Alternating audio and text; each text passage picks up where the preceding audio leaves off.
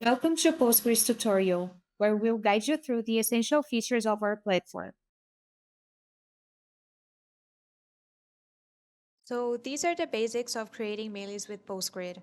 And so far, we've seen how to create letters, postcards, checks, and self-mailers. PostGrid also has another feature that helps you to work with PDF files that contain multiple letters without having to manually identify the recipient and sender addresses. And that is the PDF wizard. This is a paid feature and it's available only upon request.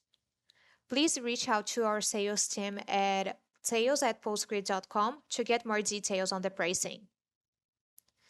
Before showing you how the PDF wizard works, let me show you a couple of sample files that can illustrate better who can benefit from this feature. This file, for example, has a total of 3 pages, and each different page represents a letter that we want to send to a different recipient. The first one, for example, is a letter addressed to John Smith, the second one to Jane Doe, and the third one to a par. The PDF wizard will help detecting the sender and recipient information, so we don't have to do that manually for every contact. And it will also help us to split the letters for us according to that information. The second example is a PDF file with 7 pages in total, but unlike the previous files, the letters on this one don't have a fixed amount of pages. The first letter to John Smith, for example, has only 1 page. The second one addressed to Jane Doe has 2 pages in total. This one for a par has 3 pages, and this one to Maria has only 1 page. The PDF wizard is also able to split letters based on a specific delimiter that all letters have in common. In this example, we can use this text here, which is hello and the person's name, to help identifying the start of a new letter. Now that we have these use cases, let's see how we can use the PDF wizard. The first step is to upload the PDF to the PDF wizard. Like the examples that we saw, your file should have a consistent format regarding the placement of sender and recipient addresses. Then, select the sender and recipient's country. We can then choose 2 different options to split the PDF depending on what's applicable for us. If your letters have a fixed number of pages, choose this option and enter the amount of pages per letter.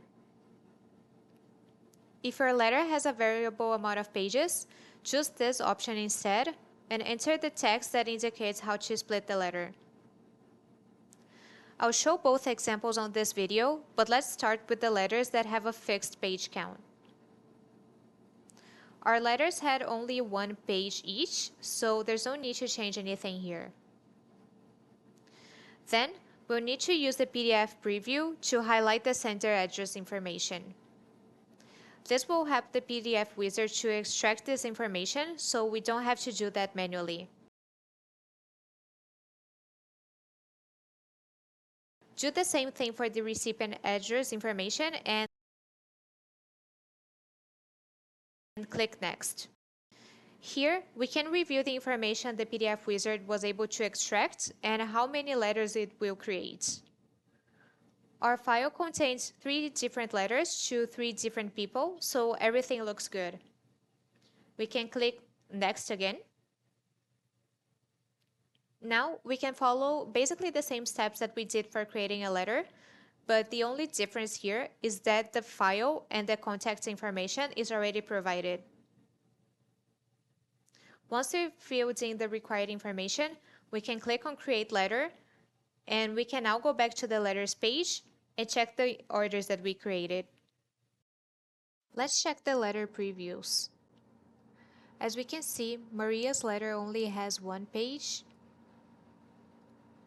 Apar's letter has 3 pages. Jane's letter has 2 pages. And John's has only 1 as well. This is all the information that you need to know to create orders with PostGrid.